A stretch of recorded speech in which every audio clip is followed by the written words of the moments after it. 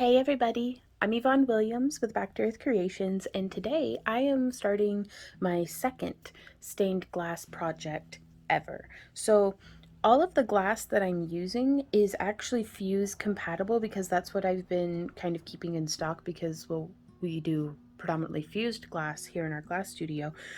So, which is like another corner of the craft room, but it sounds really fancy to be like, oh yeah, in the glass studio.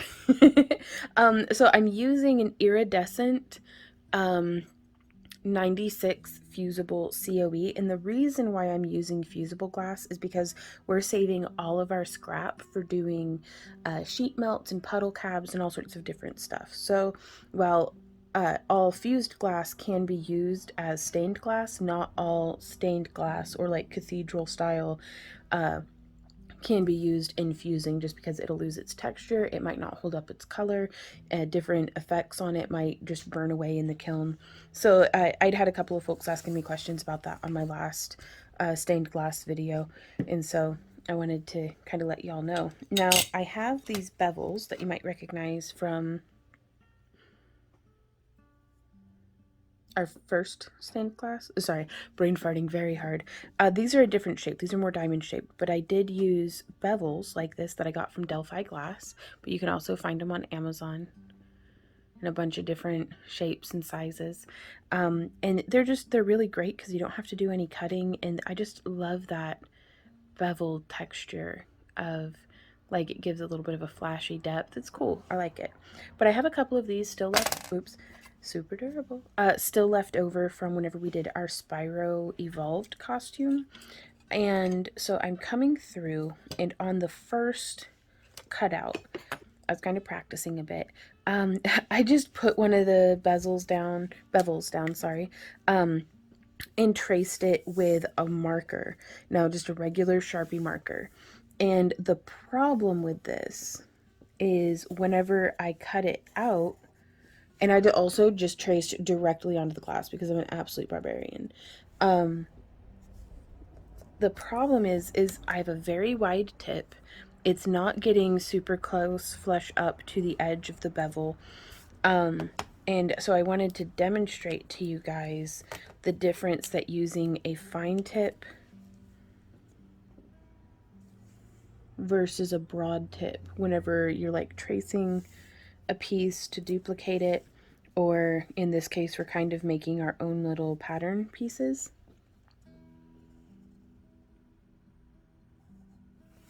So, and I'll cut these out in a little bit to demonstrate to you how that's going, because you can see the size difference in how they ended up getting cut out. Like, I'm just going to line up the bottom edge of both on the table, and so yeah, you can see there's quite a bit of excess glass here, and that's why over on this snowflake kind of star pattern that we've got going on, we have so much overlap here in the corners. Now I'm going to see if we can still make this work because I'm experimenting and learning and doing the things, but I also want to try and see how it goes whenever I do it maybe a little bit more correctly. And just to make my life hopefully a little easier. Now, big ol' disclaimer. I am such a noob at this. Like, I've only watched like maybe 3 days worth of YouTube videos. That is, and I've done one project. That's it. So I'm still very, very much a beginner, but I wanted to document the process with y'all. Let me go find my scissors. But yeah, I wanted to document the process with y'all to normalize the, this is what it looks like to be a beginner at something. Like, it's okay to be kind of crappy at something. You don't have to be like a pro right away. And also, just, I don't know, for posterity's sake, I'd like to be able to look back and be like, oh my god, this is how I used to do this, and this is how I used to do that, and oh my gosh, I should have never done it that way, and different things like that. So, hopefully this will be mildly educational. Now, also, something that I kept making a mistake about is I have a tendency to cut on the outer edge of the lines that I draw. And so again, with this larger tip, if you come through and trim on the outer edge of your line, you're going to have a significantly larger piece, which sometimes that might be what you're going for, but on this design, I don't think that is what I'm going for. So there's that pattern piece. Cats, if you don't get along, yeah. They're just over here glaring at each other. First off, you shouldn't even be on this table.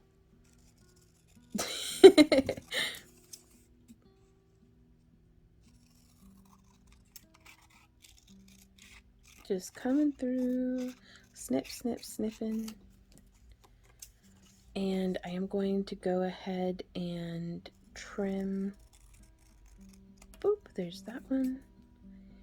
And you know what's occurring to me? I probably should have left these just connected, but that'll be fine. I do want to test the size of them, so set all this off to the side.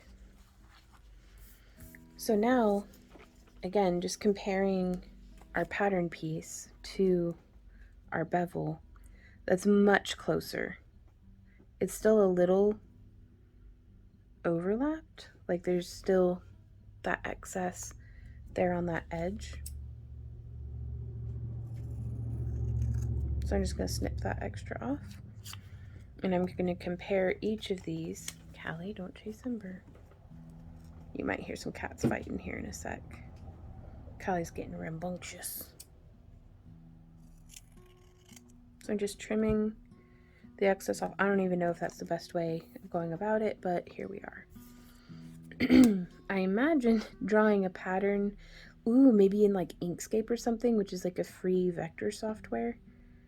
I don't know if it's vector software, but it's free and it does things with like lines, and it's what I use for making patterns for our leatherworking and stuff. So the quality of pattern that we start with is going to work out a whole lot better. Like the better quality you start out with, the better end result you're going to have, I think is what I'm trying to say. So now I'm going to test fit the pattern in between the bevels.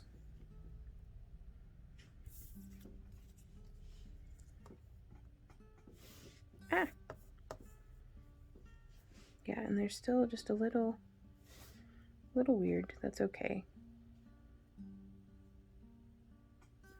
Okay, let's trace it, put it onto our glass, and see what happens. So here we have our iridescent. I was going to use this little scrap piece. And to keep it simple, I'm not using anything that's like textured or, anything like that. So I think we glue it on. This is the only kind of glue stick I have. It's purple. So I'm just gonna... Oh no, did my glue stick dry up? No, it's still... Come on, glue stick, we can do this. But it's the washable glue stick, that way... Excuse me. Boing. Kitty just jumped into her chair. And I'm just burnishing this with my finger. Be very careful. Sharp glass edges and stuff like that. I should probably be using... Oh yeah. Tools. Hey Randy, could you let Callie out? She's tormenting Ember. Or like, she's like borderline tormenting Ember. Thank you, honey. So I'm wondering if I line... Well, there goes everybody. Okay, so I'm still not feeling 100% about these pattern templates, just because they're still not quite lining up, right? I almost feel like I should just draw the whole thing out, but I don't know. I'm going to keep powering through, because oftentimes the wanting to make a perfect project stops me from making any sort of project. So just diving in and pushing through. I'm going to burnish that paper down. So there's that little bit. I'm also trying to learn how to like be more efficient with my cutting. So that's a thing that we're going to try to do. But it's like I tried to score along here. I'm also learning how to like cut glass into shapes a little better. Like there's a whole lot of stuff that I have no idea what I'm doing, clearly. Because I feel like I'm going to have to do a straight cut there. Oof. And truthfully, I think I'm probably going to have to be doing a few of these. So, because we're making these for Christmas presents, and to potentially, if they look good and hold together, we might put them up for auction just to fuel the purchasing of more glass to expand into this craft a little bit more. So if you're interested in our live auctions, at the time of recording, we have 2 more in December.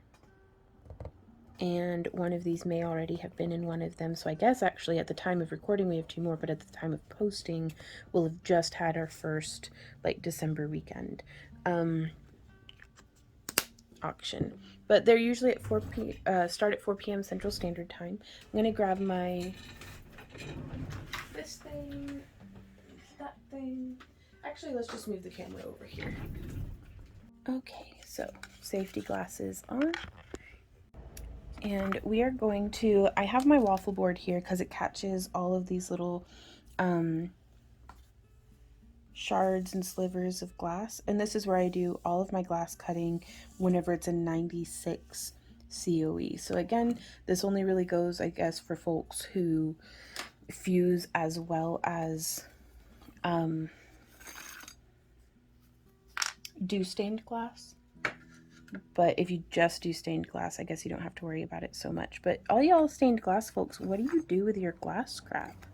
Like, when you're done? So I think we'll be just going along here. I should probably use a straight edge, but I don't actually think I have one. So I'm just tracing along the edge. There's that. And now I'm going to use my running pliers, lining that line up with the line we just scored. There we go. Set that off to the side. Oh my gosh, that's so far. That's so far from where it was supposed to be. Like, what do we do? Do I just leave? I don't know. Oh my gosh. Okay, maybe we'll do better this time. I'm wondering if I used a thicker cardstock, could I use it, like a thicker paper for my pattern, could I use that to kind of put my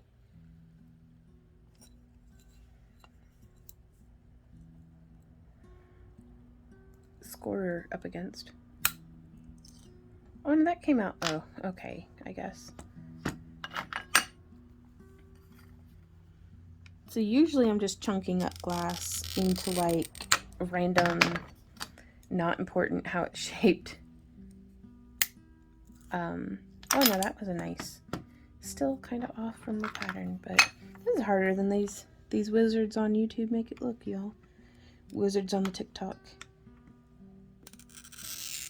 But yeah, I'm just thinking, because you can see how much of a little bit of space there is off of the tip of this, what are these even called? Just scorers, like the scoring wheel. And so if I had like a nice thick paper, I could just butt the edge of that up and then still, but it still makes just a little bit, there's always a little bit of a margin. There we go. So now I guess we could put this on the grinder. We could use, I guess, technically our grosing pliers. I'm going to try to line that up just a little bit better. And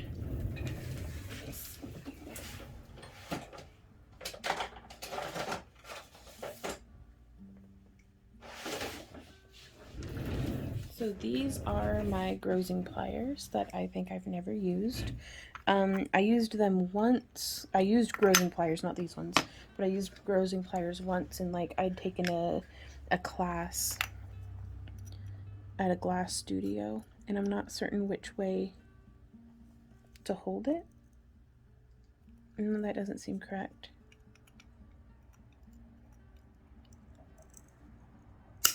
Ow.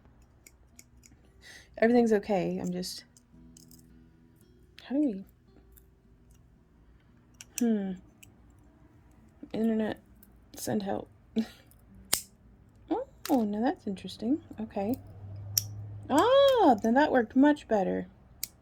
Oh, look at that. Okay, now you always want to be careful. Again, this is why I like this map. I'm definitely gonna have to grind that flat. Oh my gosh. Okay, so it does seem like it is best to just using our tile nippers. I'm really worried about just ruining a piece of glass. And that one needs tightened like really badly.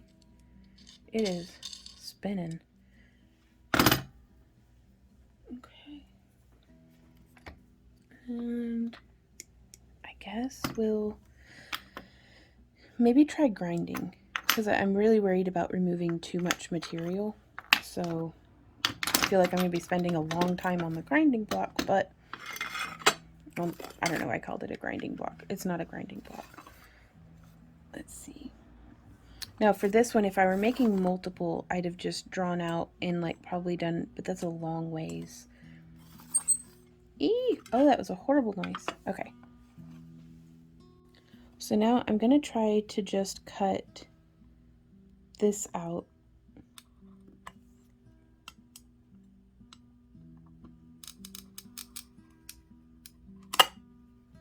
Score that.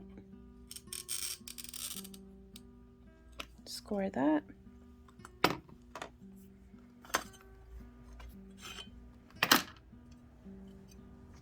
And let's see what happens. I think it's just going to run straight through. Yep. Okay, set that over there. And then right here. That was a very good one. Okay. See, practice makes progress, y'all. Just trust the process. Okay, and now I'm gonna come in here and I really need to get better about doing the line closer to the glass. Okay, let's go over to the grinder and start trying to grind these down, which I guess okay. I'm going to use Sharpie to, this is what needs removed. That way whenever my paper gets wet and starts to fall off, the Sharpie lines should hopefully still be there. Is this a thing that happens? Like, is this how this works? And honestly, if it's a nice straight line, I might just leave it. It's just the little spots like right there that needs got on this one, or needs gotten. This whole side just needs smoothed out. And then this one we've got right here, and everything else looks pretty straight. Okay, off to the grinder we go. Okay guys, so I am here at my Glass Star glass grinder. Safety first, I am going to have earmuffs and safety goggles on. So, let me get, okay. So, it's loud noises, but I just wanted to try to demonstrate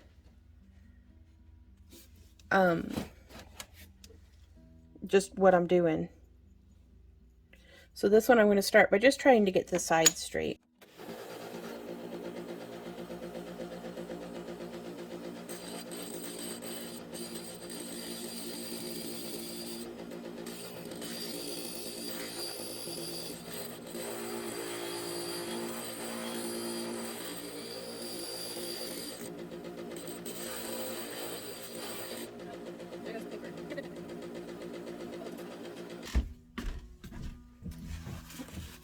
I'm going to clean off the slimy glue. Seems to also stained glassers. What glue do you use?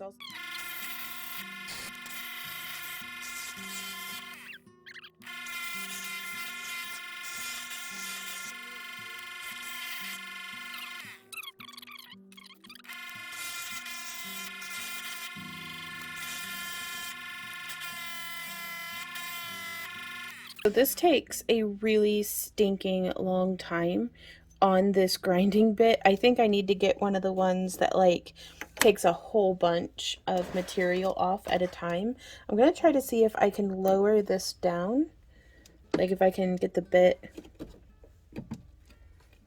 There we go. Just a little bit more in the center of the, I want to be hitting not just on the edge, but more in the center of the, where all the grittiness of the bit is. Okay, so let's try again.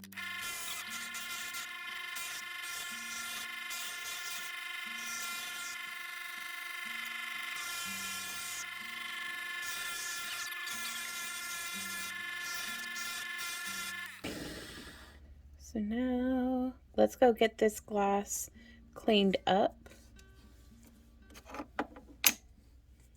of all the glue goo and rinse any little glass shards off of it, and then we can start foiling. Okay, so we have our cut and ground glass, which the grinding, I mean, I wouldn't sit here and use this as like a worry stone, but it definitely takes a bit of the bite off of the edges. So I'm not entirely certain what grinding protocol is, like what the end goal is, except for to just get things like lined up.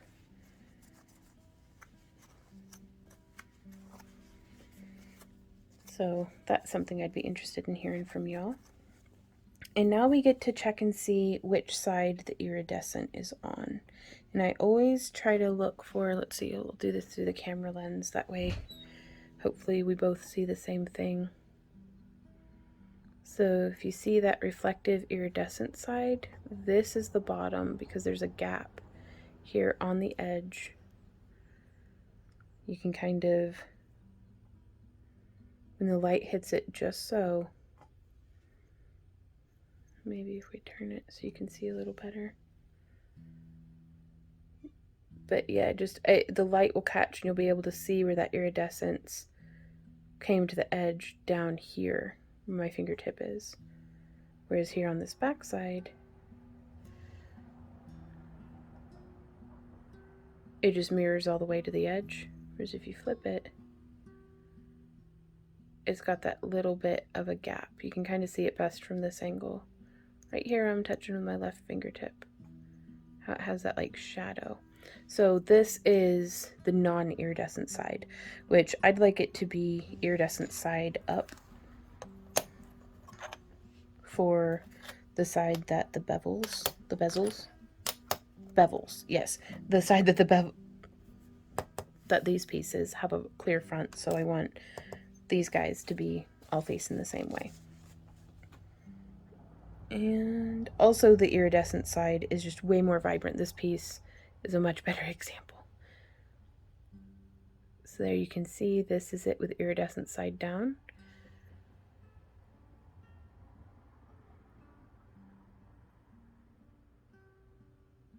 And you can see that shadow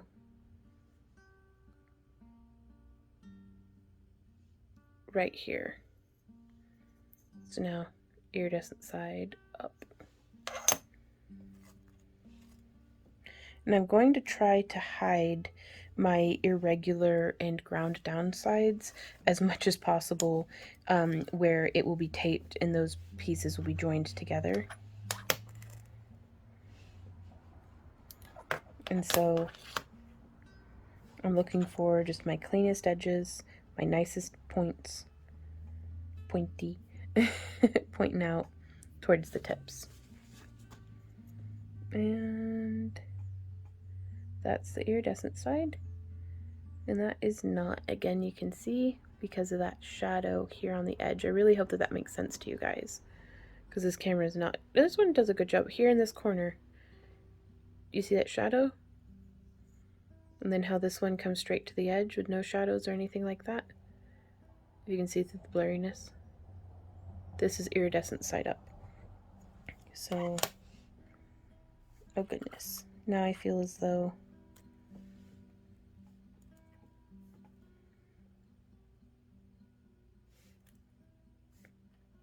well, now they just don't fit. What have I done? Oh, Crap. Okay, well, I'm not entirely certain what I've done wrong, except for maybe just the geometry of this doesn't really work. So I'm going to scooch this one off to the side. And I'm going to use these Jangle pieces. I'm going to go grind these guys down that are big, but that actually, I don't know. I don't want to give up. Let's keep figuring it out, you guys. Because maybe if we just go like that and have it still offset.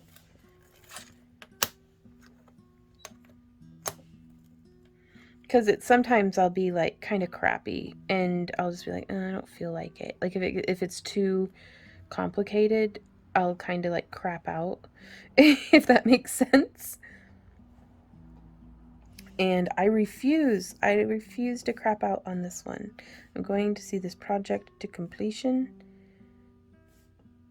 no matter how crappy it looks. So yeah, it really seems like I'm gonna have to fill in, like, with a lot of the 50-50 solder to fill in all of these gaps. Crepe. I am going to test fit these guys just to see what would happen. Because this one, I only need to grind that one down and then clean them up.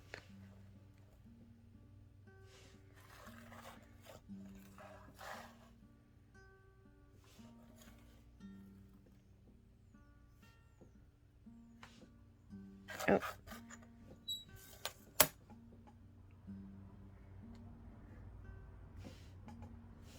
Yeah, that fits together much more comfortably.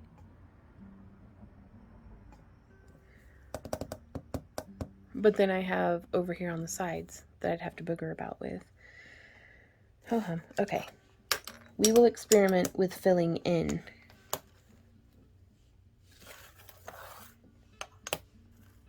the gaps this time. Also, what if I flip it? Do like just flipping the pieces help at all?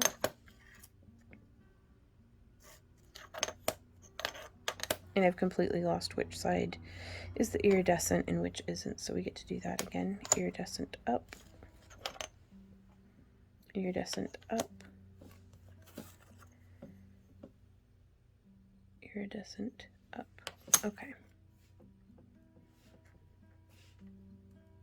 Well, let's start foiling and see what happens. So is just the next step, I suppose. So I'm just going to come through, straighten out my foil. And I want where my foil overlaps on itself to be here on the inside. That way, it'll be nice and hopefully hidden by our bead of solder. And I'm just coming through, tape, tape, tape. I'm still figuring out like what my ideal angles are.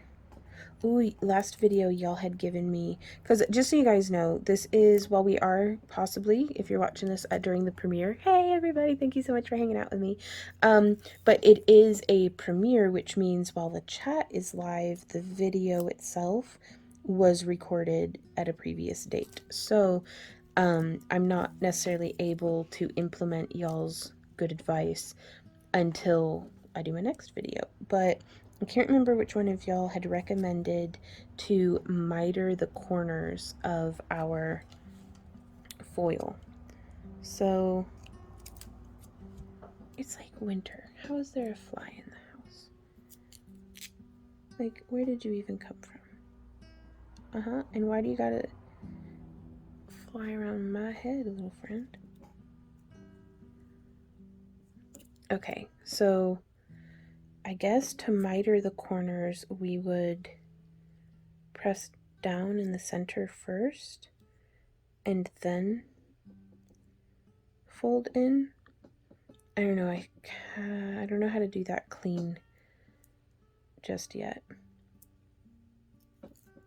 So I'm just pinching up two, and then I'm just going to fold it over.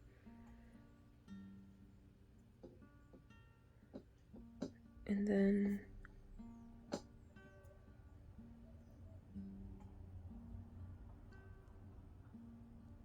Yep, just folding them over. And I still have just my agate burnisher.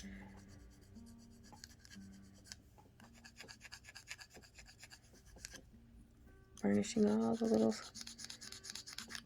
sides down, getting any bumps and inconsistencies out of the foil.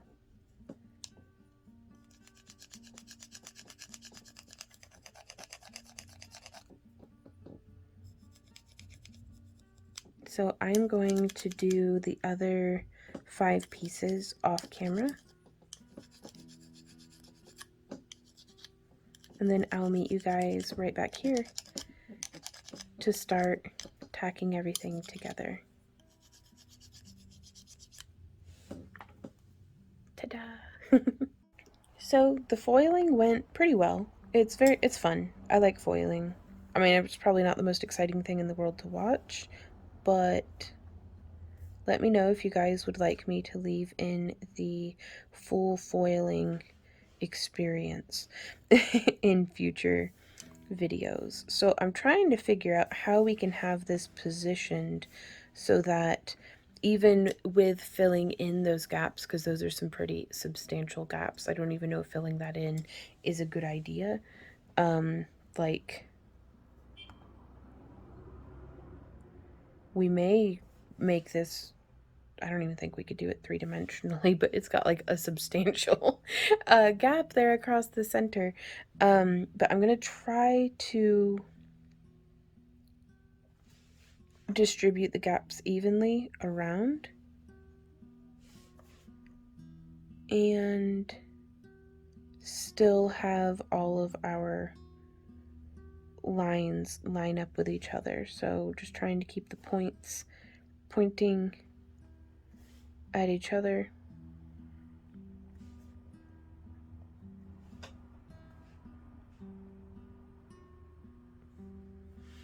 Oh, we're gonna have to fill in quite a bit, but we'll figure it out. It's my second piece ever. It doesn't have to be perfect. And so much of this, again, is just driving home. This is how we get it done. So here I have some, it's just bare 20 gauge copper. I'm going to make the loop that I want to be hanging this from. And I've snipped off maybe 7 or 8 inches.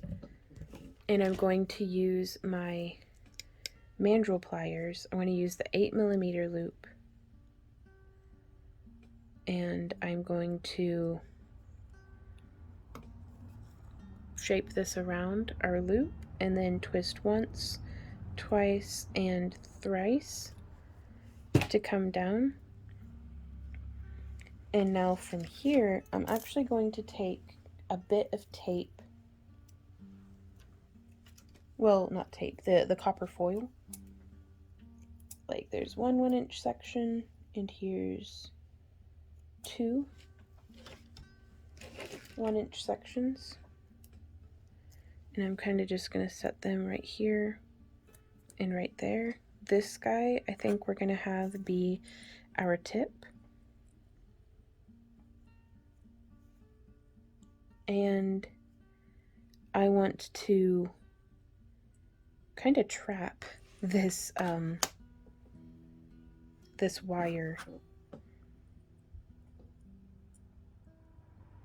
in that tape.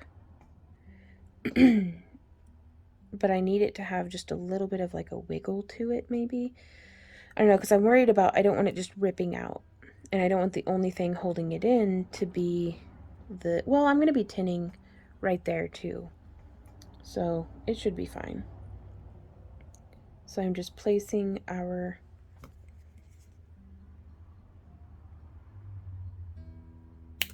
wire against our edge there, and I'm snipping just a little farther up from the point. And I'm just going to layer. Let's start by getting the foil lined up on the front with where we want it to be. I have no idea if this is best practices or not. This is just how I've done it in the past for whenever I'm attaching a wire to my electroformed pieces.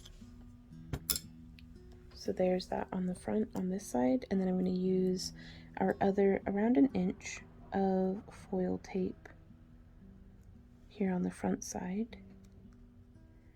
Now the 20 gauge wire is pretty thin, but it's still going to be taking up space in here, so we don't have to worry about if this is too long and overlaps on the back side. As long as we get that front lined up, we should be fine. And I'm going ahead and burnishing down the front part now. And now I'm going to come in with this, and let's go ahead and give it a little bit more of an extra bend because I'd rather the wire have its own resistance against the piece. And then I'm just going to set it in there and press it up against the foil before just folding that around.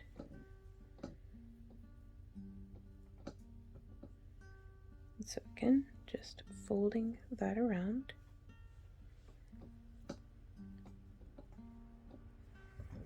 And we can use our agate burnisher to burnish it down around the wire and onto the back.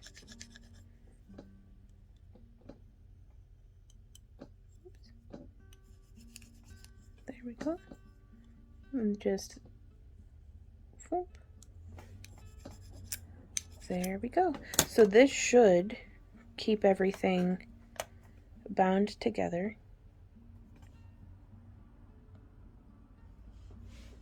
So while we come through,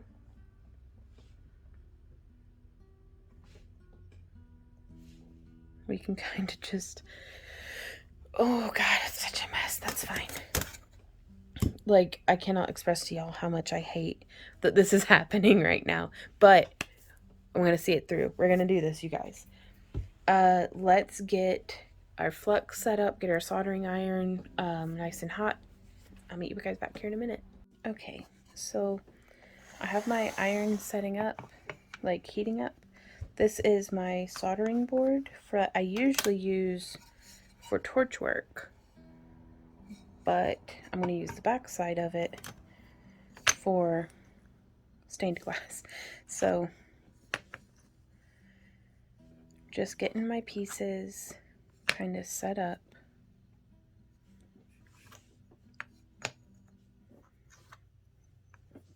Last chance to check that all of the faces are facing the correct way.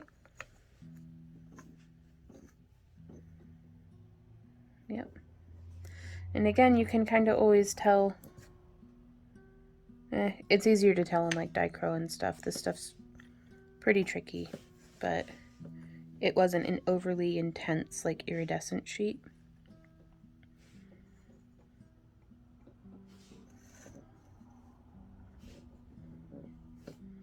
Okay, now I don't have any pins or anything to keep stuff lined up. So precarious. We'll see how it goes though.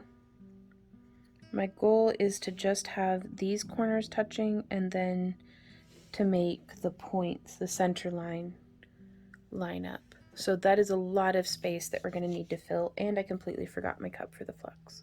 Okay, I have my fan going, I have my 50-50 solder, I have my iron heating up, I got my jar of flux.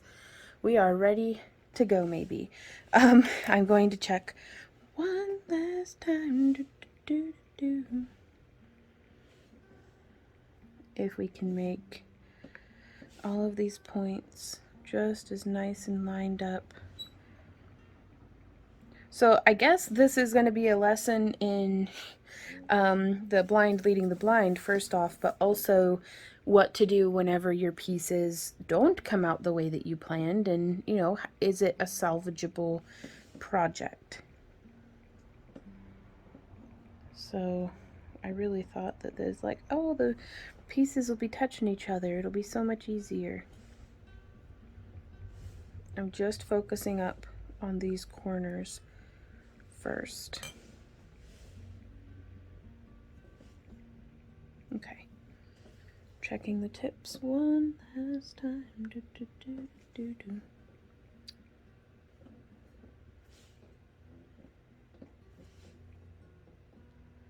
Okay, now let's see if the solder will flow. Did I turn this on? Are you getting hot? I think so. Let's turn it up just a little bit more. There it goes. Oh, the little light came on. I didn't know that was a thing that it does. Okay.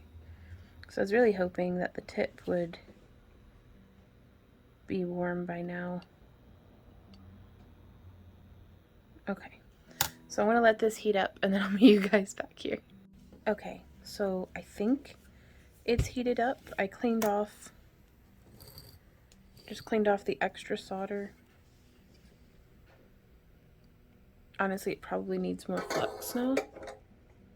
So just gonna come through and touch it. Y'all's advice in my last video was there's no such thing as too much flux, so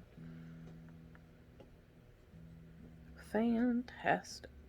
And also, as far as I understand it, the whole purpose of flux is to prepare the copper to, oh yeah, that's melting down all right.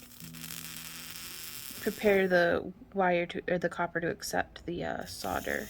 And I am just spot tacking. And this is the 50-50 solder. Ooh, those ones aren't even really tight. Well, we'll see if it works.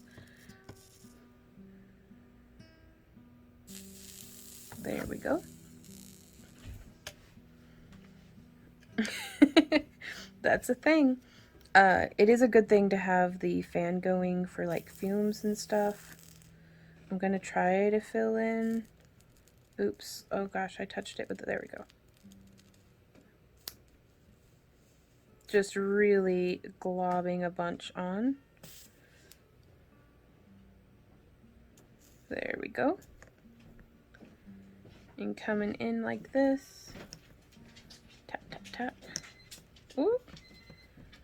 Hey Randy, could you get that? That's the oven. Thank you, honey. We're making breakfast at, like, what time is it? 2 in the afternoon. So, and I'm not entirely certain how we're supposed to fill in gaps, but this seems to be working pretty well. Just with an unreasonable amount of solder, which, you guessed it, costs way more than what we want it to. And I mean, I am not being stingy with this. Because we had some gaps, y'all. We had some gaps. Okay, I could probably use more flux at this point. Just gonna set that over there. Just flex it. But now we should be able to be a little less delicate with our piece on the table. Also, I'm going to swap out for the 60-40 so that we can, now that we've got it filled in, because again, as far as I understand it, the 50-50 really does a good job of like going solid faster than what the 60-40 does. So like the 60-40 stays molten a little longer, just to rephrase the same sentence. And I'm just melting this in and dragging it around to try to get all of the solder down into the cracks. The 50-50 might actually be setting up a little too fast, because I don't know how much it's actually going down into the cracks and stuff. And I have my iron set to like between 8 and 9, so it's quite hot. I don't know if that's good or bad yet. We'll see. Eee! But yeah, I'd really love to be able to drag or wick off a little bit more of this 50-50 solder, but it doesn't really seem to be into that.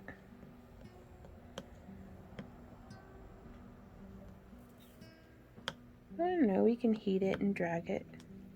I'm trying really hard to not leave my iron in the same place for too long because I don't want to heat shock the glass.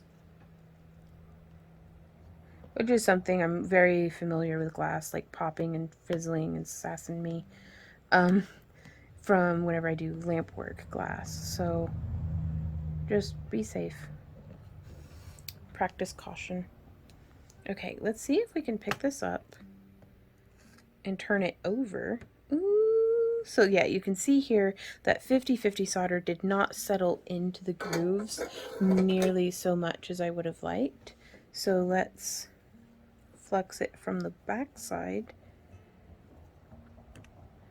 I'm going to flip it and flex it again, and maybe we can melt it in a little better. So again, trying to balance getting it all melted and ooey gooey and in between, and not heat shocking the glass. So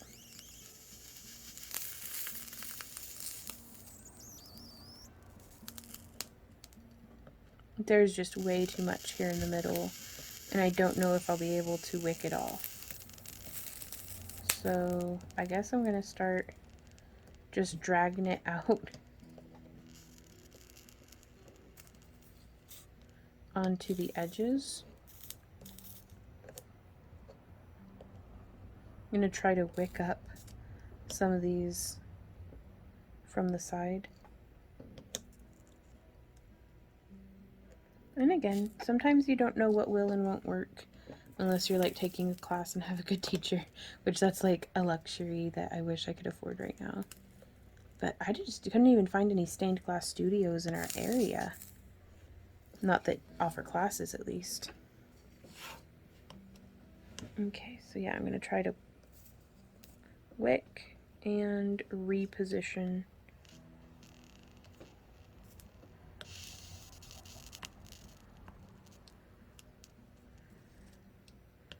So this is looking kind of gross and just really, you know, it's fine. Observe without judgment. Let's flex it up.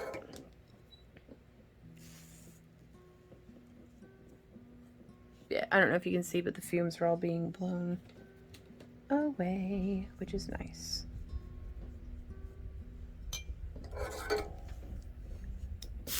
But now, maybe that was too much flux. We'll see. Ow.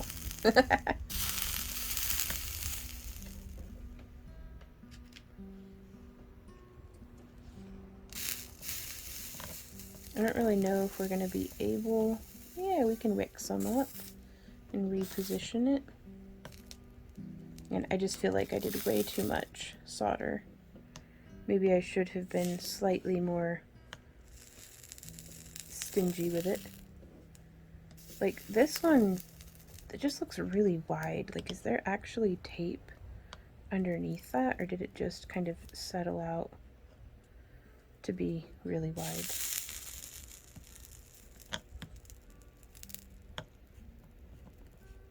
And again, just trying to make this all nice and molten.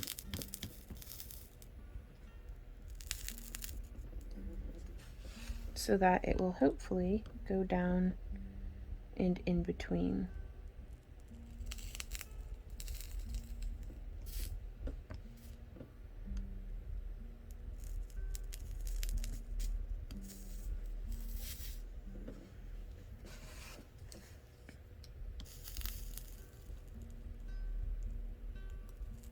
Maybe I should have set it up from the back side and tried to fill in the back side, like with the 50-50.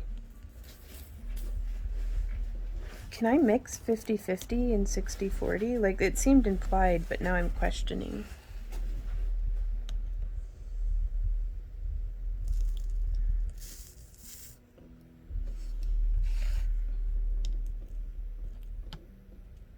Okay, again, just trying to get this 50-50 as nice and even as I can before I go through and try to do a bead of the 60-40.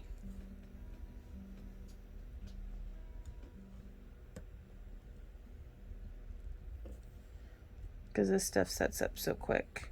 It's hard to make it look as nice as I think I'd like it to be. Okay, I think that finally melted down in between. Real nice. Very good.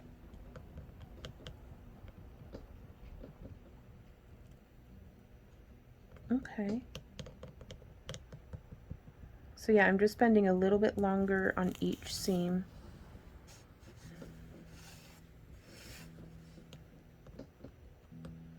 Especially here in the middle, there's so much that just needs to like ooze down through to the back.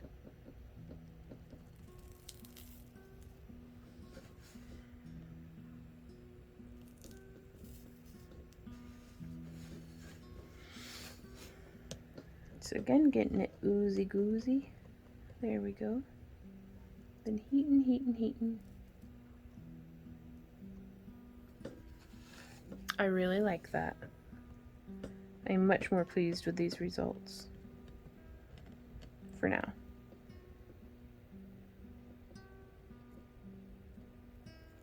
And I'm really interested to see how this is looking on the back side.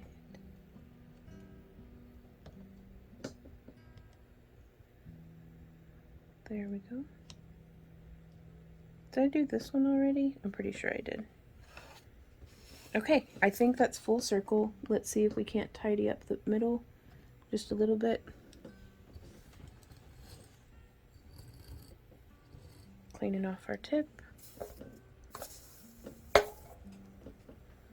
Setting that in there for just a sec.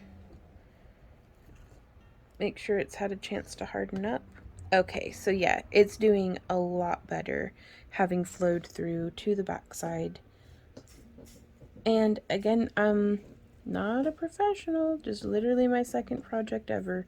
I mean, it's obvious that I'm not a professional. Like, I didn't think I needed to explain that part to y'all. But it's, I just wanted to share my experimentation with y'all, because sometimes, you know, who knows what we might stumble across or discover. I want to see if we can't, let's do something from the backside.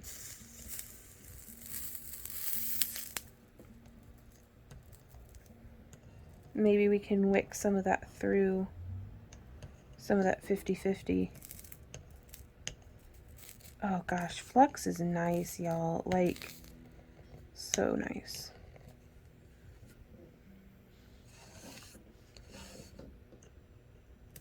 I'd really love to get my paws on some silver-lined copper foil. Just because I really like the look of the silver solder. And I think it'd be really cool to have, like, it look that way from inside the clear glass, too. I was shopping around on Delphi.com. Not sponsored. And when we get all of our fused glass stuff from Art Glass Supplies and Delphi Glass, and then like Amazon, and I was scouting around on their stained glass tools and stuff and really getting some ideas going. There's all sorts of stuff that I didn't even know existed. So it's always fun to kind of come through and just discover what there is to discover.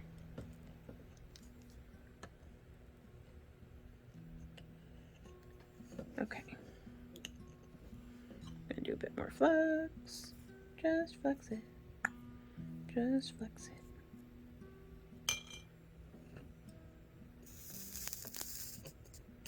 Now I do realize I'm going to have to be putting more solder on this. Again, I'm just trying to melt in. Cool. Okay, let's start trying to do some actual, this is my 60-40. Cleaning off my tip. I'm going to put that in the rack for just a sec, do a little bit of a hand stretch, because, oh my goodness, that iron gets heavy. Okay, oh, I think I just fluxed it, but I forget, so let's flux it some more.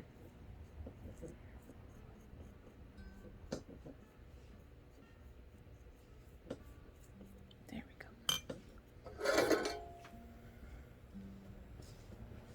And I think I see folks doing it where they touch like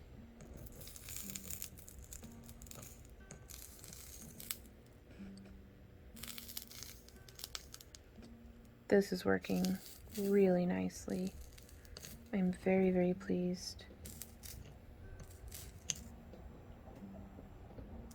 And I'm just coming through and doing a little bit of a bead on the edges first. I don't know if that's what I'm supposed to do, but here we are.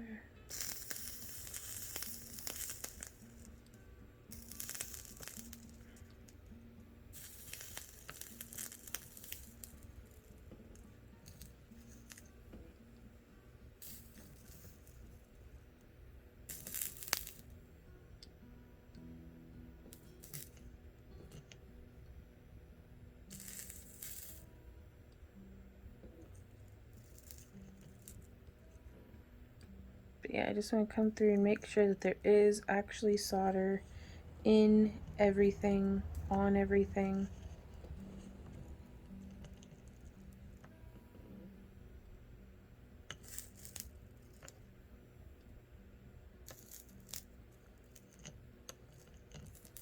We got some like cracks and bubbles and stuff, so I'm going to keep seeing if we can't ooze that down and in.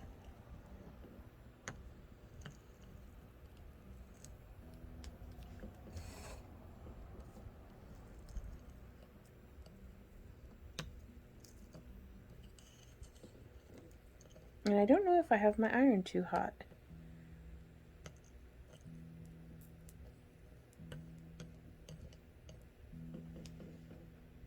I mean, I like the speed that it's melting the solder. We gotta be careful. This is bubbling. I don't think that's normal. Oopsie. I think that's like the gaps and stuff. Like the little air bubbles. There we go.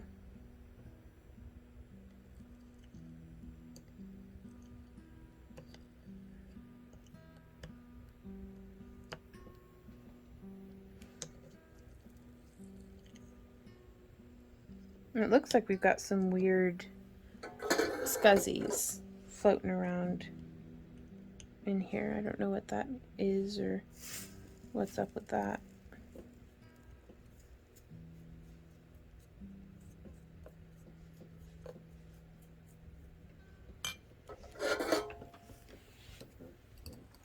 Let's get our tip clean.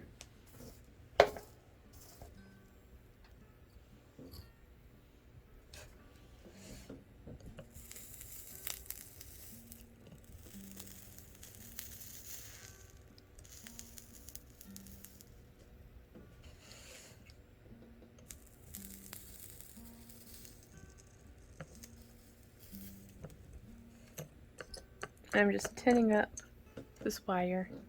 Oh, that went so much nicer than with the jump rings last time.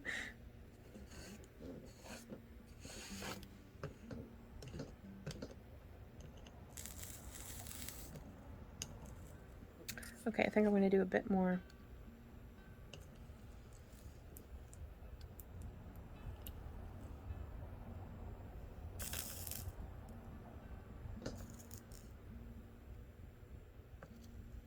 This is like probably one of the most like mentally engaging yet zen things.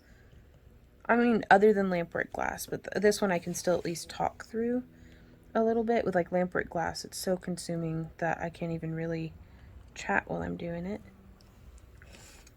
This is starting to come together. Look at that stinking little star, y'all.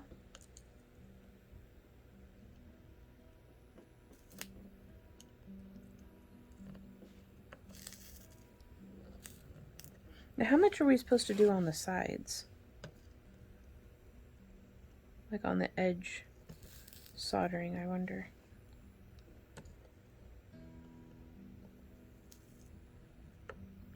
Like, do we just tin it? Like, or is there supposed to be like substance? Or is it user's choice?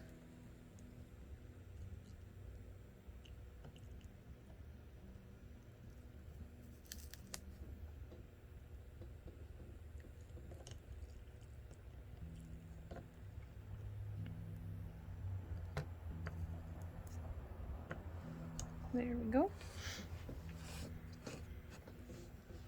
So that's our back side. That's not so shabby. Maybe it is. I don't know. Let's see.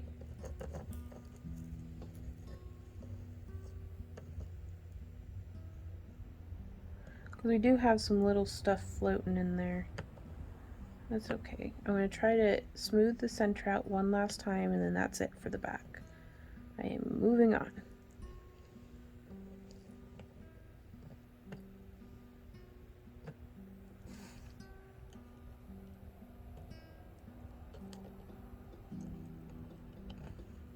Oh my gosh. Okay, I lied. I'm gonna flex it one more time.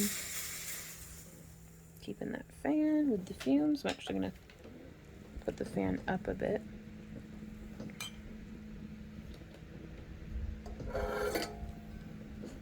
And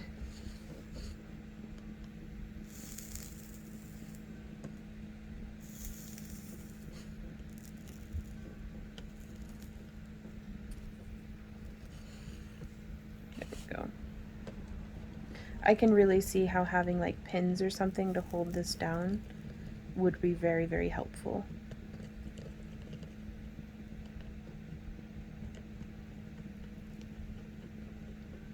I don't know if there's a benefit or a downside to like constantly being reheating my solder like this.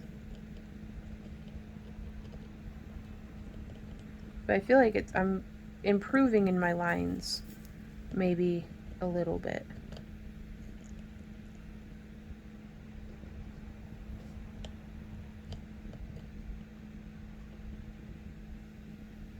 Okay, I think that's going to be just as good as it gets. Here on the back side, I'm going to try to melt out that one bubble that's right there.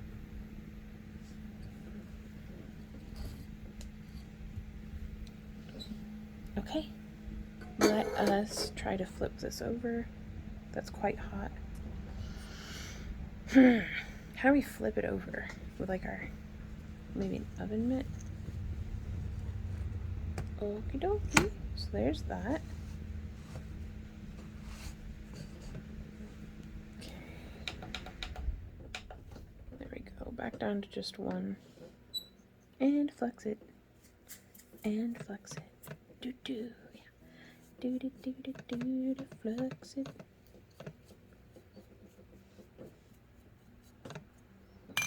Okie dokie.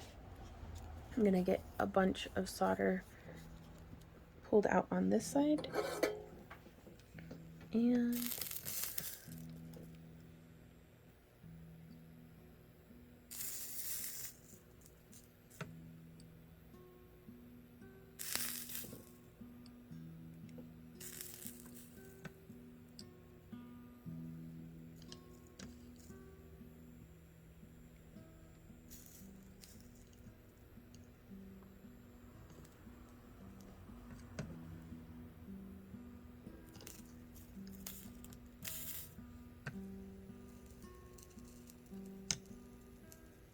so this is my first time joining multiple pieces together like this in a piece, which I'm not gonna lie, I'm pretty excited about.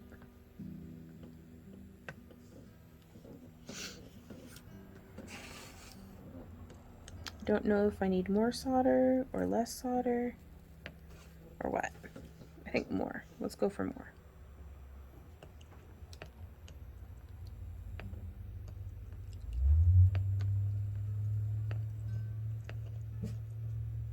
Oh, it's okay, Dolby. I'm gonna tin up the rest of our copper here. Very good.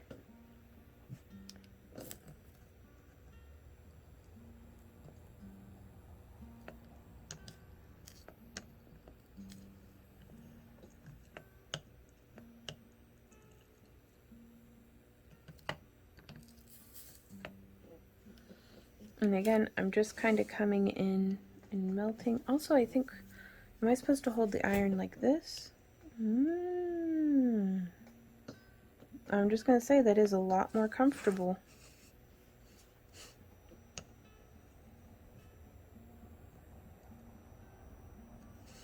Okie dokie. I see.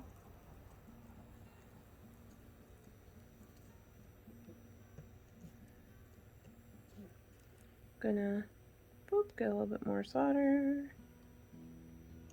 Womp.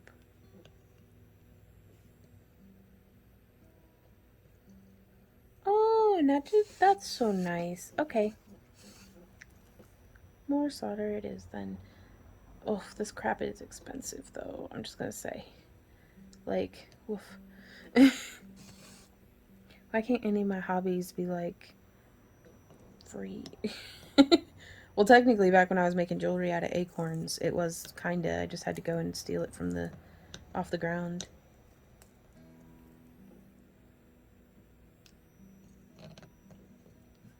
Okay.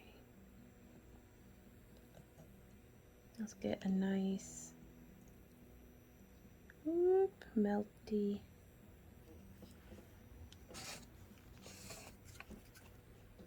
Can you imagine how good this would look if I were like good at stained glass though? Like, just pretend with me for a moment that all the pieces fit together the way they're supposed to. Wow. So nice. Boop. I want to see if I can get to where I can do like dots and globs and fun things like that.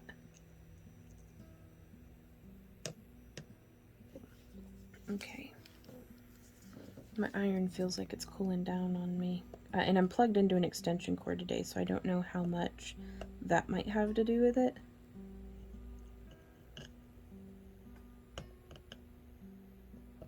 But we're just gonna...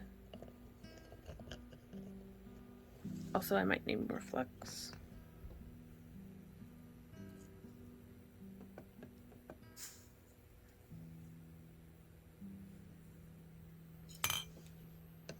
Yeah, anytime it starts flowing weird, I need to remember to just flex it.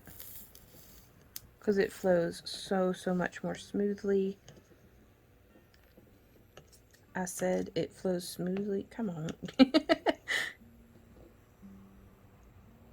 This seems like out of nowhere. My iron's not melting it anymore.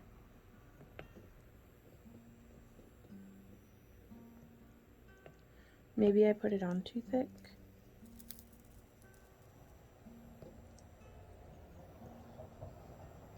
I don't know.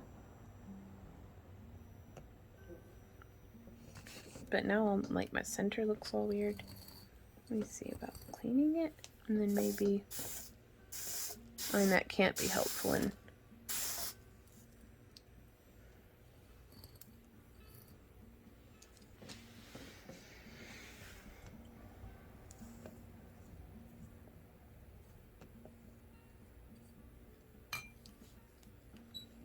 So, I realize this is like a long video segment now, but I just wanted to share the whole process with y'all.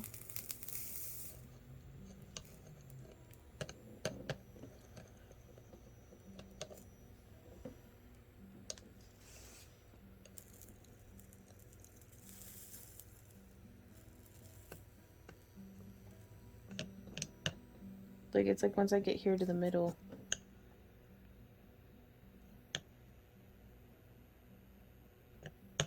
like it's not doing anything. Uh-oh.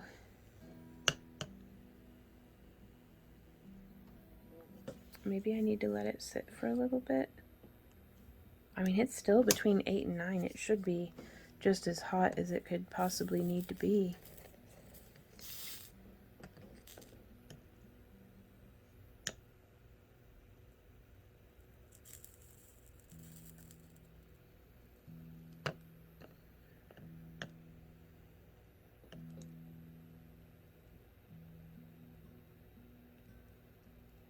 Okay, it's starting to... I just want to get it smoothed out is all that's happening here. And I'm really worried that if I keep forcing the heat in the center there, then I'm going to start having some problems with glass breaking. I need to remember to keep my hand how it's comfortable. Maybe I need to take some material away from the center.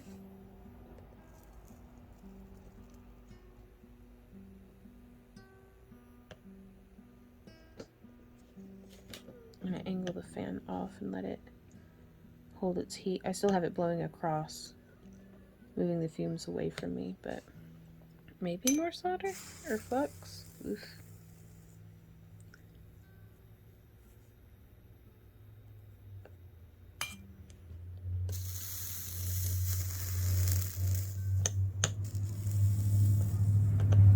But again, it's just not really... Did I overcook my solder? Is that even a thing?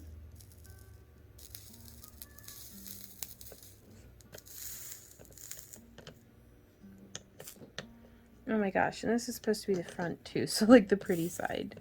What is happening?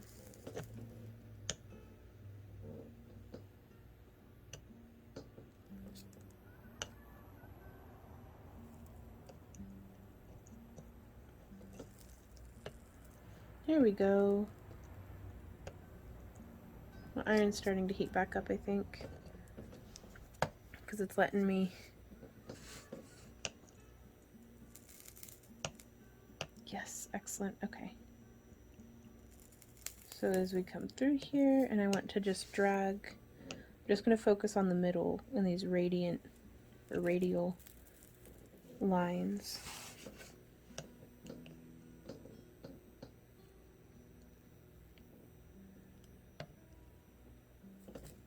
Because if I can pull some of the material away from the center and bring it out to our edges, I think that's going to be a good thing. It's going to help everything look a whole lot more level and even, maybe.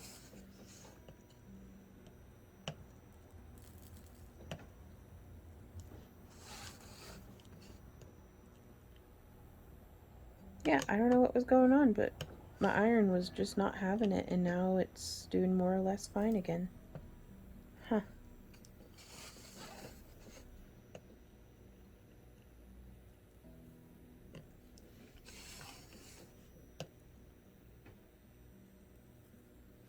Okay. I'm going to try to pull this way again. And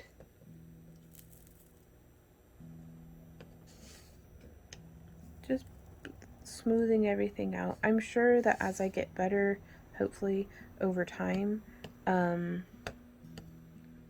smoothing things out will go faster. Like, the logic is the better a person gets at stained glass, the less time they're going to have to spend cleaning up the messiness of their work.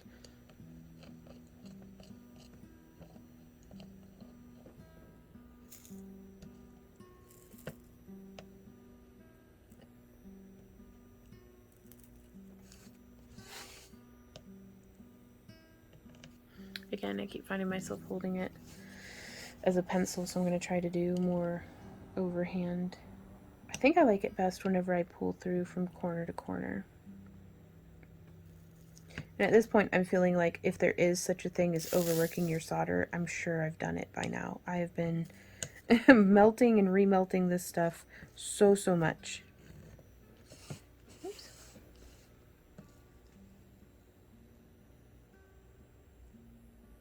I'm just coming right on through the middle. Taking it to the edges.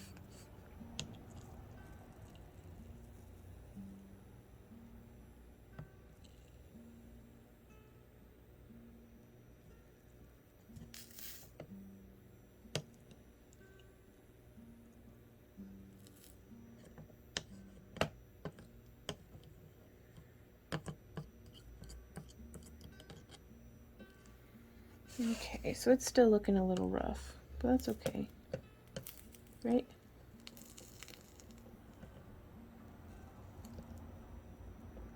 There we go.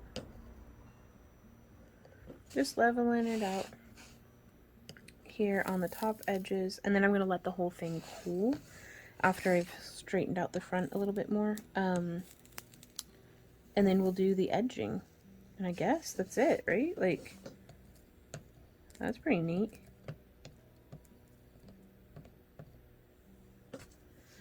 Okay.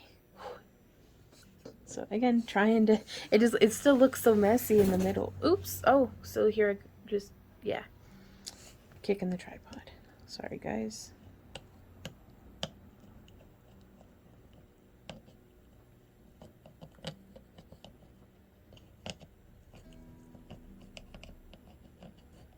So I'm just trying to get the whole center kind of molten. There we are. So that we can then drag out from the middle. So just molten, kind of stirring it.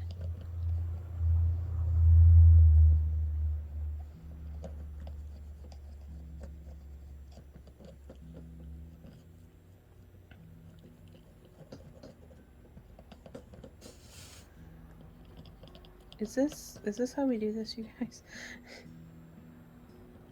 It certainly seems like a way of doing it, but a way is not always the best way.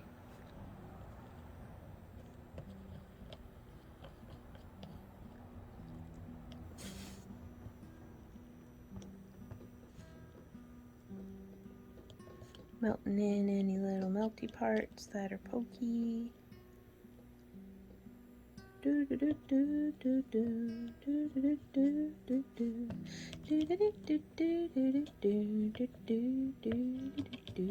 Ooh, straight up, they need to have some stained glass stuff for in The Sims. I'm just saying.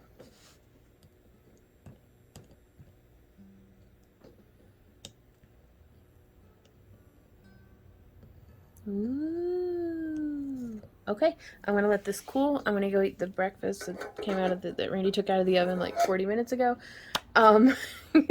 And I will meet you guys back here for the next step, which is going to be, also, since I'm not going to be at my iron, I need to go ahead and turn it off, clean the tip, tin the tip, keep it nice for next time. So yeah, I'll meet you guys back here to do the edges. Alrighty guys, so we are back. We have been fed. We have cleaned some of the solder, or not the solder, the flux off of our star here. And I'm going to just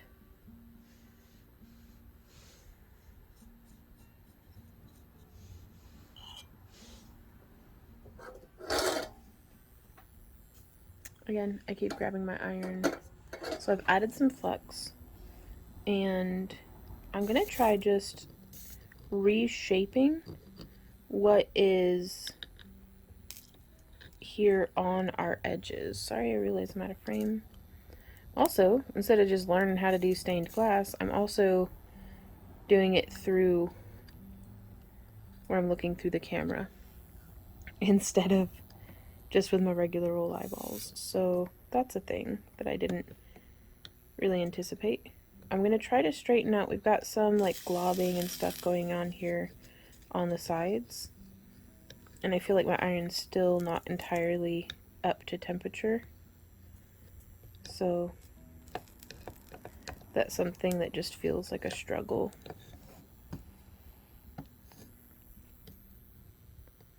So yep, just coming through, making our edges nice and edgy.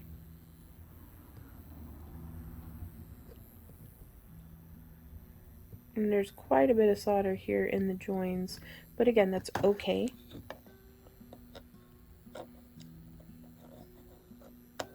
I'm starting to think I might need to actually add solder, but I'm not entirely certain how I do that. Ah, I have seen this in a tutorial before. We go like this. So I touch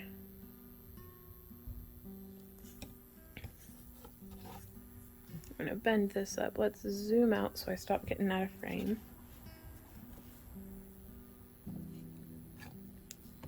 And I am going to touch my iron and then glob, glob, glob, glob, glob, glob, glob, right? Touch and glob, glob, glob, glob, glob, glob, glob. And then we will smooth that out. Right? We'll see.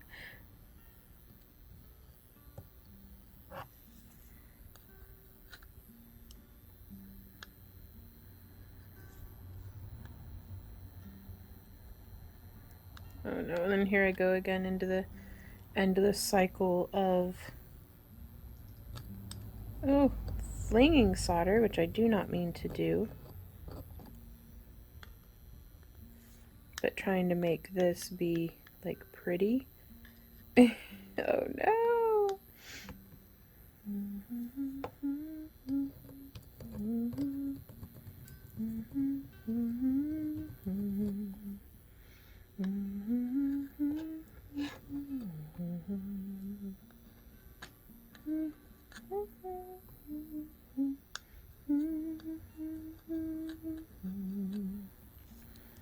I'm just trying to pick up the solder from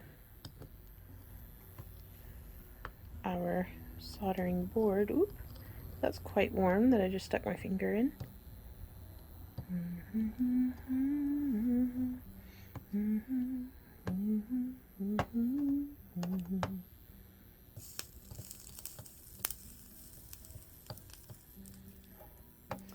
Maybe my iron is too hot now for this. So I'm going to set that down. Let us turn the iron down to like 4. I'd been given the advice, but I've yet to take it, to find out from the manufacturer what the temperature like numbers represent, like what actual temperature, so that I can have a more accurate understanding of, am I too hot, am I too cold, what's happening here. Oh my goodness. So I'm getting a little frazzled because I am back in the position that I was in, where now I've goobered up the middle.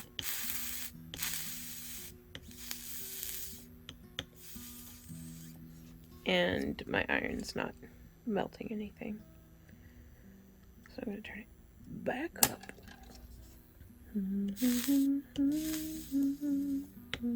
Gonna clean my tip.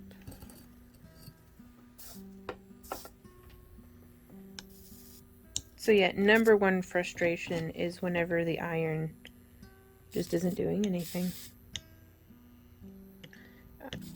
But the cord on it is so short that I have to have it into an extension cord just to be able to reach the plug.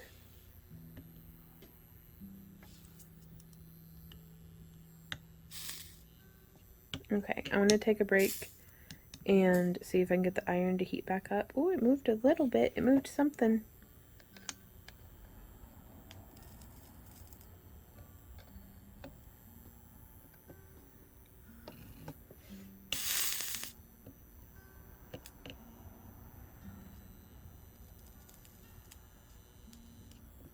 Yeah, I'm gonna take that break.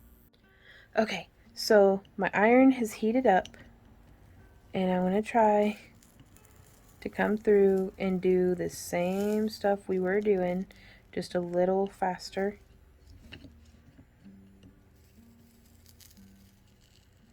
Just dragging it through, and oh. And my frustration that I'm experiencing stems from, I know that there are things that I should be doing or could be doing or ought to be doing, but it's like I feel very held back by my own ignorance, and that's normal, but I shouldn't let that frustrate me as much as it does. But it's gonna be just fine. I'm gonna see if adding more solder helps, because why not, right? Right.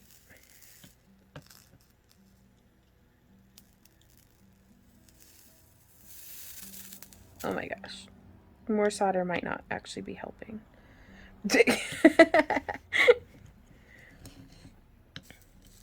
Now, more might actually be good over here, though.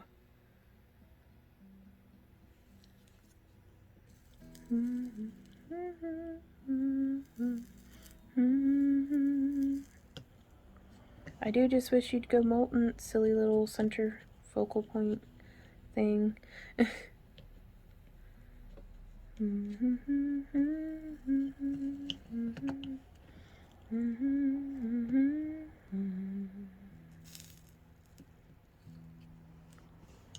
So again, we keep running into, I don't know if my iron just is having a hard time maintaining temperature. Like, I have it up on 9. It should be melting this as soon as it stinking touches it. In my mind. That's how this should be going down. Maybe more flux?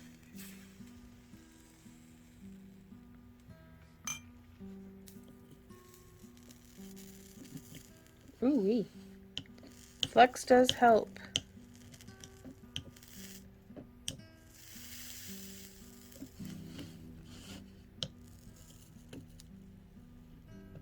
Stop pulling it towards my hand. Oh, and I had it looking really good, like, and now I'm having to go through and gooby up. Well, that's alright. It would be a lot cooler if you worked iron.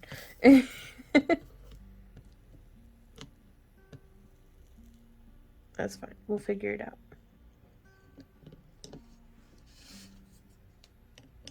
Again, finding myself, because my hand starts cramping, and then I'm like, oh, it's because I'm holding it like a pencil.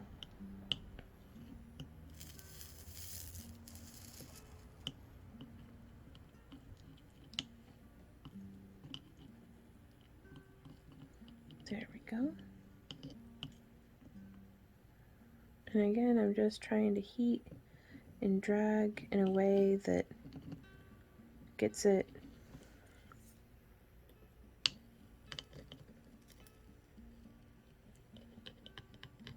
nice and evened out.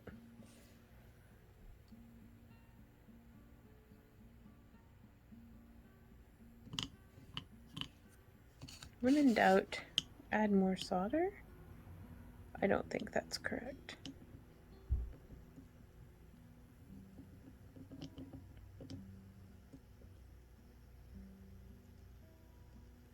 One day, future Vaughn will look back on this video and be like, oh, Vaughn, what are you doing? Just do this. It'll be that easy.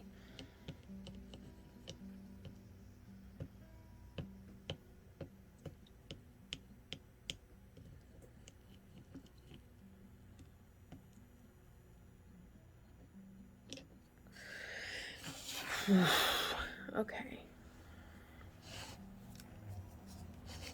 Because it's like, I really thought this piece was going to be easier than what it has proven to been. And so I did not brace myself for this long haul style of, I'm going to be doing the same thing over and over and over again till my head spins, trying to smooth out all my crap. And yet here we are.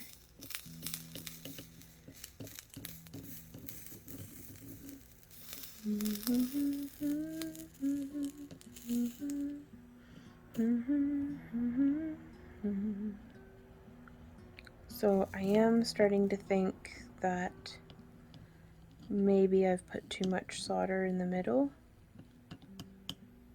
because over here on the edges, the iron being as hot as it is seems to be way too hot.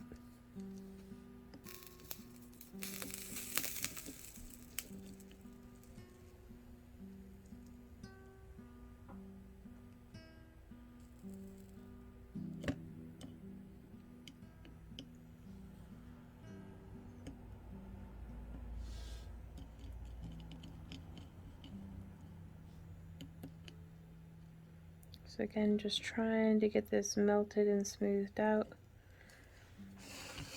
It would be really cool, I think, if we'd be able to like use a stamp or something in the center.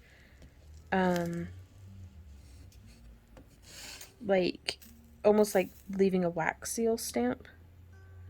That if I could melt that down all nice and cool, and then just press like maybe a metal, like a stainless steel stamp into it. That'd be pretty cool, I think. Okay. Ooh, that's quite hot. Took a minute to transfer. Okay, that's as smoothed as I think I'm going to be able to get it again. So I'm just coming through, smoothing our edges.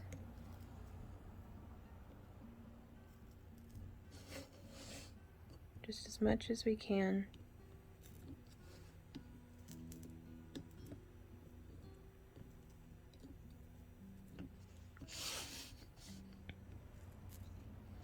Okay, I'm going to turn my heat down back to kind of between 4 and 5.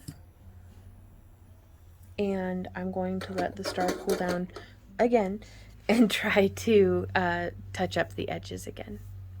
Okay, so the star's cooled down a little bit, or snowflake, or whatever this is. Still pretty warm, pretty sticky, but that's all right. We'll get it figured out. Because I just want to come through. We've turned our iron down to like between 4 and 5.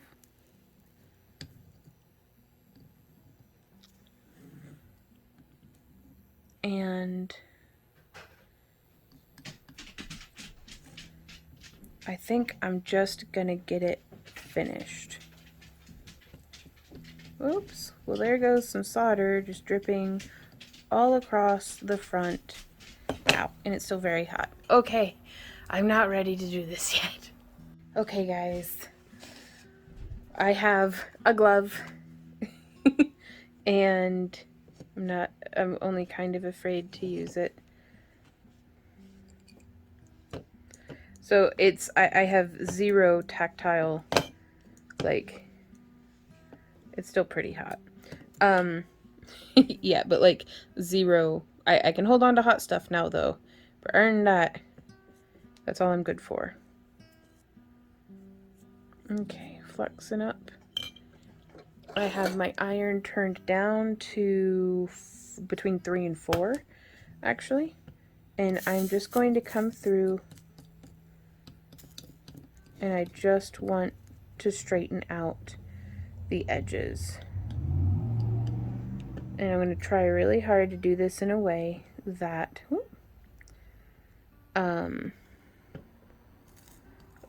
doesn't make problems for me. Like by solder dripping across the face of the project is a thing, apparently, that happens. I'm getting kind of globbed up. And it's like, maybe I am using too much solder, because like it drips and runs off. So we'll see.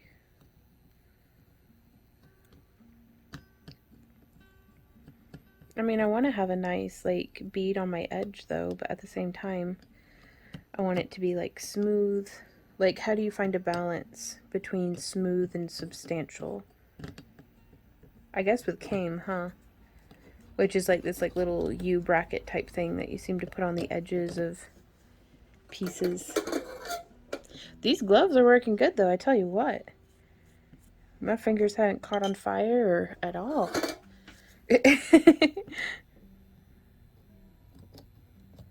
Yet. Okay, and now I'm running into the iron just isn't even melting anything again.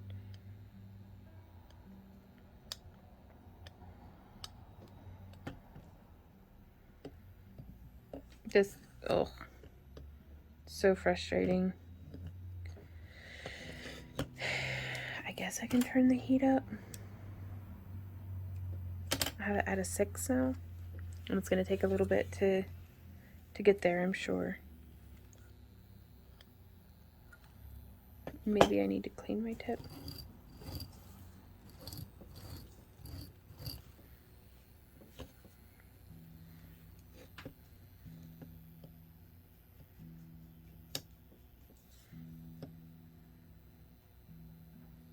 But yeah, like I'm touching it to it and like nothing is happening.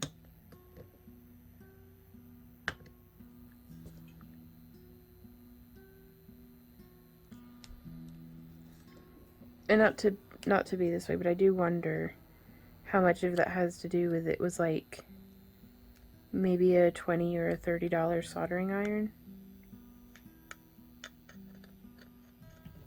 So I think you do get what you pay for.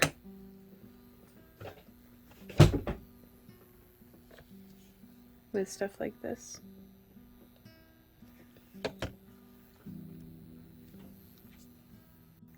Okay, so it's heated back up. I just have to set it down sometimes and take a couple of minutes to let it reheat.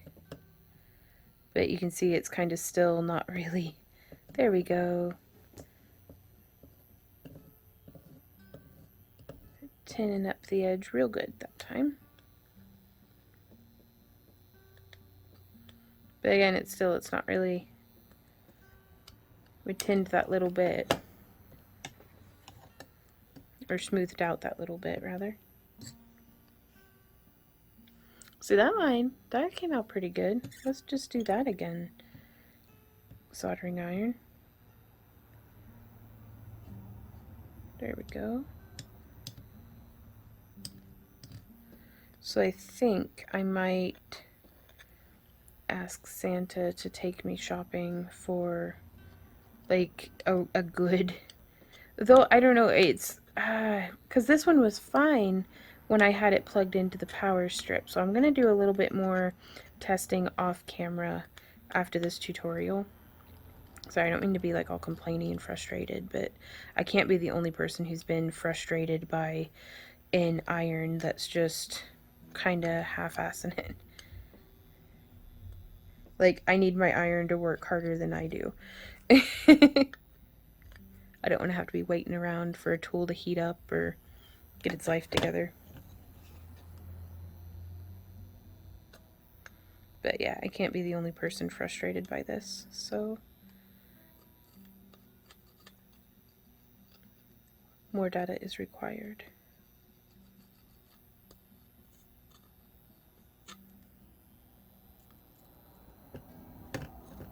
I do love the glove though. Like, I've had these gloves, gosh, for ages. They're what Randy and I used to use. He never used these ones because they're too small for him. But when we would coil rings for making our own chainmail rings, these are the gloves. That's why they're all black with it's aluminum residue.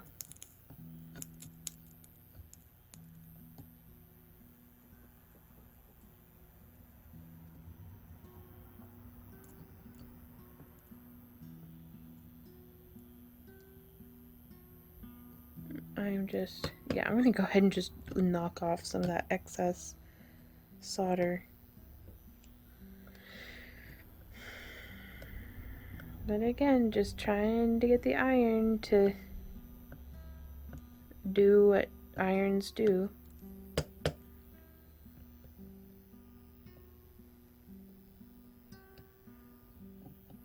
Maybe flux? It's been a minute since flux.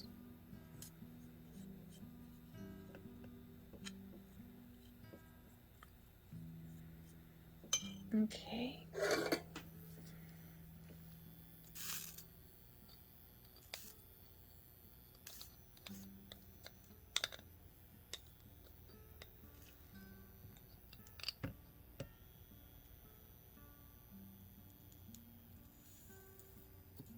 There we go.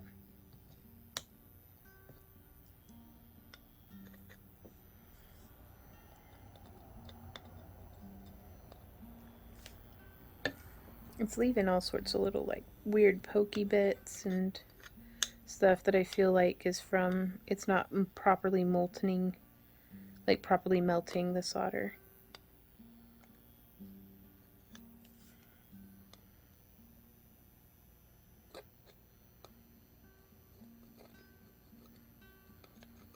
There we go.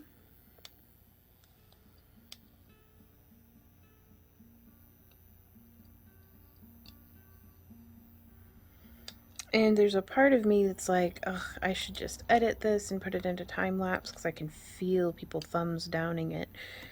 But it's also, I'm not here for the likes or the dislikes. It's both, it's engagement either way. Quite frankly, from a YouTube analytics perspective, I am here to try to help you guys to see maybe you're having a frustration like this with your project, and maybe, it's helpful to you to see that you are not alone in being frustrated and wanting to just bury it in the backyard. But also, this is an opportunity for me to be a student to y'all. If you've had problems like this and you're like, oh, Vaughn, it's this, or you're doing that wrong, just do this different, and it'll clear that right up for you. So it's a wonderful opportunity for us to learn from each other, which is my favorite thing.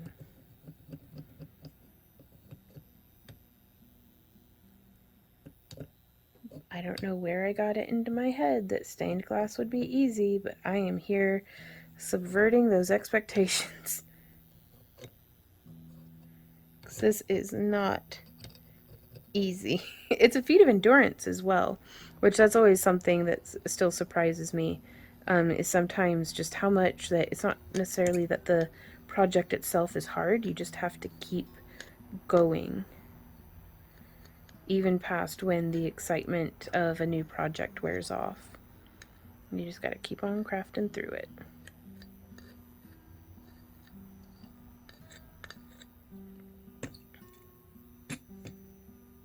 Okay, coming around. Iron seems to be heating up again.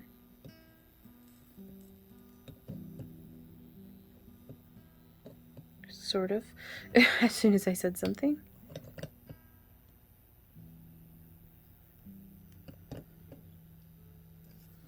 I'll just set it there for a minute while I put some flux on.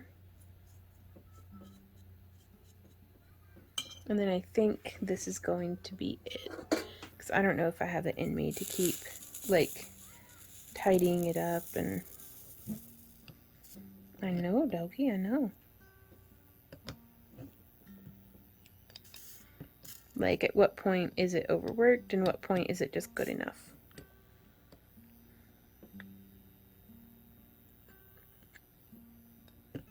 Because again, I'm just having like flashbacks from TikTok of like TikTokers who are just like laying down like perfect little bloop bleeps of solder bead, and I'm over here like, please just melt the line, please. So frustrating. No. Oh my goodness. I mean, I guess I could turn the heat up again, but I don't want to run into the array of problems that it seemed to stem from that. Like, mostly just melting things too fast.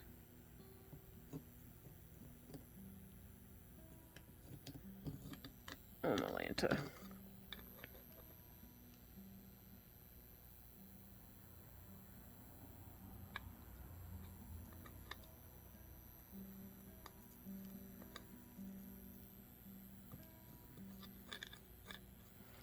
I just want it to be smooth and pretty.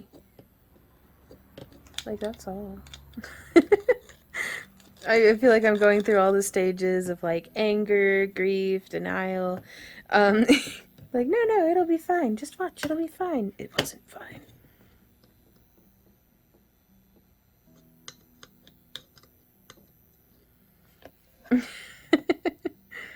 Oh.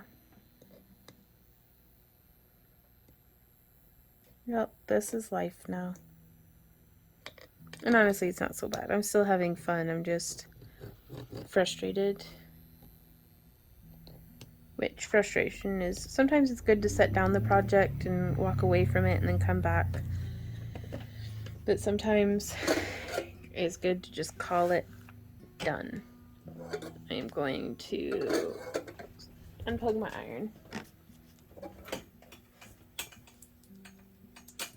So I would tin the tip, but I don't think it'll, well, it might still be hot enough. Let's see.